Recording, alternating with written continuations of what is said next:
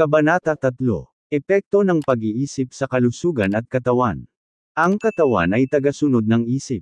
Sumusunod ito sa mga utos ng isip, maging ang mga ito ay sadyang pinili, o automatikong ipinapahayag.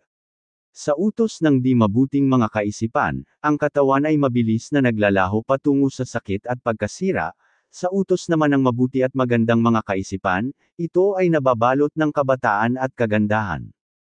Ang sakit at kalusugan, tulad ng mga pangyayari, ay nag-uugat sa pag-iisip. Ang mga sakit na kaisipan ay ipahahayag ang kanilang mga sarili sa pamamagitan ng isang may sakit na katawan.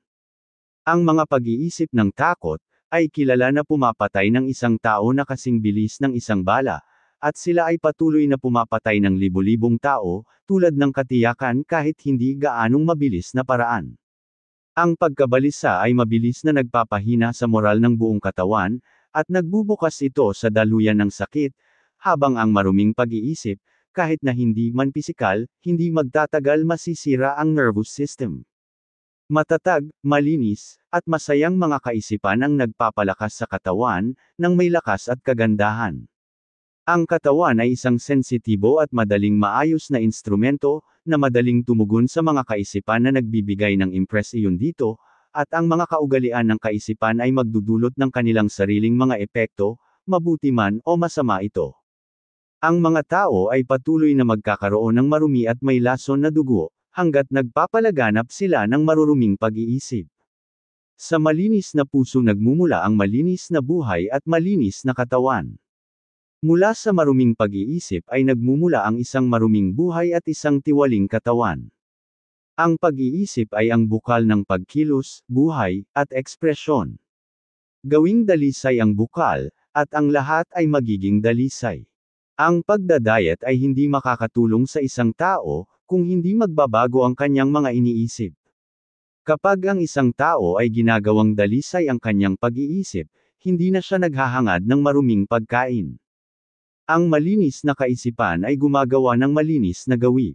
Ang tinatawag na banal na hindi naghuhugas ng katawan, ay hindi banal. Siya na nagpapalakas at naglilinis ng kanyang mga pag-iisip, ay hindi kailangang isaalang-alang ang mga masasamang mikrobyo. Kung gusto mong protektahan ang iyong katawan, bantayan ang iyong isip. Kung nais mong baguhin ang iyong katawan, pagandahin ang iyong isip. Ang mga pag-iisip ng masamang hangarin, inggit, pagkabigo, kawalan ng pag-asa, ay nagnanakaw sa katawan ng kalusugan at biyaya nito. Ang mapait na pagmumukha ay hindi nagkataon, ito ay bunga ng mapait na pag-iisip. Ang mga wrinkles na nakakabawas ng kagandahan, ay nilikha ng kahangalan, matinding galit, at pagmamataas. May kilala akong babae na 76 na taong gulang, na may maaliwalas at inosenteng mukha ng isang babae. May kilala din akong lalaki na wala pa sa katamtamang edad, ngunit ang mukha ay iginuhit sa hindi maayos na mga itsura. Ang isa ay resulta ng isang magiliw at masayang disposisyon. Ang isa naman ay resulta ng matinding galit at kawalang kasiyahan. Tulad ng hindi mo pagkakaroon ng magiliw at malusog na tahanan, maliban kung malaya mong tinatanggap ang hangin at sikat ng araw sa iyong mga silid, tulad ng isang malakas na katawan at isang maliwanag, masaya, o payapang itsura ay maaaring makuha lamang mula sa malayang pagtanggap sa isip ng mga kaisipan ng kagalakan, kabutihan, at kapanatagan. Sa mukha ng mga matatanda ay may mga wrinkles na dulot ng silakbo ng damdamin, ang iba ay sa pamamagitan ng malakas at dalisay na pag-iisip, at ang iba ay dahil sa matinding galit, sino ang hindi makakakilala sa kanila. Sa mga taong namuhay ng matuwid, ang pagtanda ay tahimik, mapayapa, at banayad na haplos, tulad ng paglubog ng araw. Nakita ko kamakailan ang isang pilosopo sa kanyang kama. Hindi siya matanda maliban sa bilang ng taon. Namatay siyang magiliw at payapa tulad ng kung paano siya namuhay. Walang doktor na katulad ng masayang kaisipan para magpagaling sa mga sakit ng katawan, walang karamay na maihahambing sa kabutihan ng kalooban para magpawi ng mga anino ng kalungkutan at pangungulila.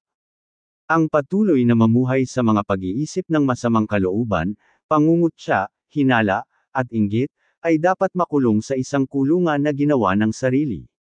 Ngunit ang pag-iisip ng mabuti sa lahat, ang pagiging masayahin sa lahat, ang matiyagang pag-aaral na hanapin ang mabuti sa lahat, at ang gayong di makasariling pag-iisip, ay ang mismong mga pintuan sa langit, at ang manirahan araw-araw sa mga pag-iisip ng kapayapaan sa bawat tao, ay magdadala ng masaganang kapayapaan sa kanila na nagmamay-ari. Marami pong salamat sa inyong pakikinig. Kung nagustuhan nyo, maaari po lamang na pindutin ang like, at subscribe button, at ang notification bell, upang lagi kayong updated, at magpatuloy pa tayo sa ating pag-upload.